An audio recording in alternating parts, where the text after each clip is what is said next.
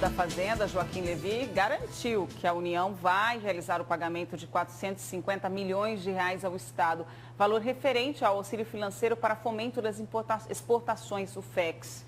E para falar sobre esse e outros assuntos, a gente conversa ao vivo agora aqui no Jornal do Meio-Dia com o senador José Medeiros, que era o suplente do atual governador Pedro Taques. Boa tarde, senador. Boa tarde. Boa tarde. Senador, hoje tudo que se ouve é corte. Corta benefício social, corta garantia trabalhista. Hoje foi anunciado aí o corte de 69 bilhões no orçamento da União, mesmo sem estar aprovados lá todos os ajustes que o governo mandou para o Congresso. O senhor acredita que esses 450 milhões vão chegar por aqui? Então, mas antes de falar de notícia não tão boa, eu queria parabenizar a TV Gazeta. Falamos essa semana no plenário do Senado Federal sobre os 25 anos desse importante meio de comunicação. Então, parabenizar vocês por esse brilhante trabalho. E sobre o tema, infelizmente, nós estamos numa situação da seguinte forma. Nós contribuímos de uma forma muito grande para o país. O país adora, o país, quando eu digo assim, a União, a Presidência da República adora dizer que o Mato Grosso é o celeiro do mundo, que nós contribuímos de forma importante para a balança comercial. Acontece que a gente produz isso tudo, mas nós não conseguimos arrecadar. Então o Estado perde. Bom, foi criado um fundo de compensação para compensar essas perdas. Só em 2014, vocês já disseram aqui, são 450 milhões. E esse dinheiro não vem. Toda hora vem uma promessa. Só que acontece, já deve, não é que deve, o dinheiro é nosso.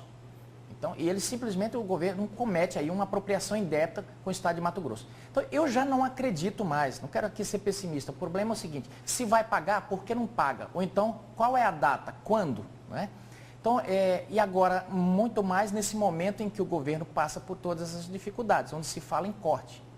E essa questão em que teria que ser obrigatório o pagamento, a gente falando agora de 2015, com a inclusão ali, o presidente vetou. Os deputados, os senadores não iam derrubar esse veto? Olha, nós lutamos muito com o relator do orçamento, Romero Jucá, para que fosse inserido no orçamento já o pagamento de 2015, porque a gente já estava prevendo. O que o governo fez? Vetou. E agora vem dizer para a gente que tem boa vontade de pagar. Olha, se tivesse boa vontade de pagar, teria deixado já no orçamento. Agora esperar. E outra, derrubar o veto, eu não estou aqui, assim, não quero dourar a pílula para quem nos assiste. Derrubar veto lá tem sido quase impossível. O governo tem até perdido algumas votações, mas derrubar veto lá, eu tenho tido experiência já em 2 votações lá no Congresso Nacional, que tem que se reunir as 2 casas para apreciar veto. Aliás, tem mais de 2.000 vetos a serem apreciados, então é mais um que vai para a fila. Eu não acredito. Então, a gente tem boa vontade, mas nossa bancada, ela é um time de futebol, são 11. Então, eu vejo isso, temos que partir para uma outra. Eu penso que uma saída seria os estados prejudicados trancarem a pauta e dizer, olha, é um instrumento legítimo. Quer dizer, a gente volta a destrancar a pauta quando pagarem os recursos dos estados.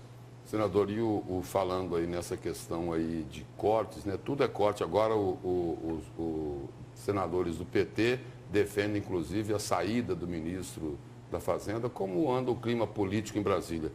Tem condições de alguém pedir o impeachment da presidente, na opinião do senhor? Olha, o impeachment, ele precisa de fato determinado, precisa de um argumento jurídico muito bom e de um apoio das urnas, ou o apoio das ruas, vamos dizer. As ruas faz horas que as ruas estão pedindo o impeachment da presidente. Eu sou da opinião seguinte, o João Goulart, em determinado momento da história do Brasil, ele era ministro do Trabalho. Começou-se um grande rebuliço, começou a criar crise, ele teve a hombridade, ele foi lá e pediu, ele renunciou ao Ministério do Trabalho. Posteriormente, como presidente da República, ele que foi um vice mais votado, naquela época o vice era votado, ele também renunciou por causa de uma grande crise política, ele se abdicou do lado pessoal. Eu penso que o governo acabou, na verdade. Está ingovernável, perdeu a governabilidade. Hoje depende totalmente ali do presidente das 2 casas. Infelizmente o Brasil está à deriva nesse sentido. Porque você veja bem, o ministro Joaquim Levy, ele veio já como último suspiro, como uma bala de prata na economia da presidente. E agora o próprio partido pede a saída dele. E a gente não vê que você não vê uma formulação de políticas. Qual é o rumo? Para onde nós estamos indo? A gente não vê essa sinalização. Nós vemos, você bem disse aqui, nós vemos cortes, ou seja, fazer caixa. Isso não é sinalizar uma saída. E se não sinaliza, para onde que o mercado vai? E a presidente, nisso tudo, está tentando melhorar a imagem dela. Essa semana começou a falar dos pacotes, dos acordos com grupos chineses, falando da ferrovia transcontinental, que, na verdade, o próprio governo do estado disse que não tem assim, prazos, não tem nada de concreto, e ela talvez viabilizaria a FICO. O senhor defende esse meio de transporte? Com todo respeito, eu anseio para que isso fosse verdade. Eu queria muito que fosse, mas acho que não é, porque há muito tempo que eu ouço falar em dinheiro chinês. Eu nunca vi. Diz que existe, mas eu nunca vi por aqui. Eles vêm, eles observam e vão. Não sei por quê. Agora, essa ferrovia é imprescindível para o nosso estado. Para o Brasil, se a gente conseguisse essa saída para o Pacífico. Agora, eu vejo uma pressa muito grande do governo, e talvez esteja aí a grande falta de credibilidade do governo, é a pressa em anunciar. Qualquer pacote, qualquer coisa, qualquer medida para o país, chama-se primeiro marqueteiro.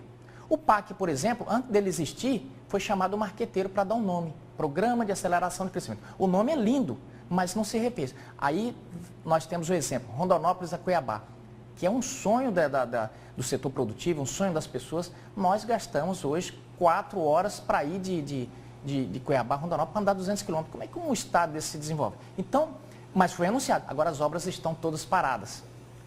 Expectativa totalmente frustrada. Uma rodovia imprescindível, morre muita gente ali, entrou nos cortes. Então, não sinaliza, essa sinalização que falta. Então, quando a presidente vem dizer que vai construir a Transcontinental, fica um ponto de interrogação. Vai? Deputado, senador, uma pergunta aí sobre a reforma política, né? E uma pergunta bem específica. O senhor assumiu o cargo de senador na vaga do atual governador Pedro Táxi, porque o senhor era suplente. Teve toda uma briga lá entre o primeiro e o segundo, o senhor acabou assumindo.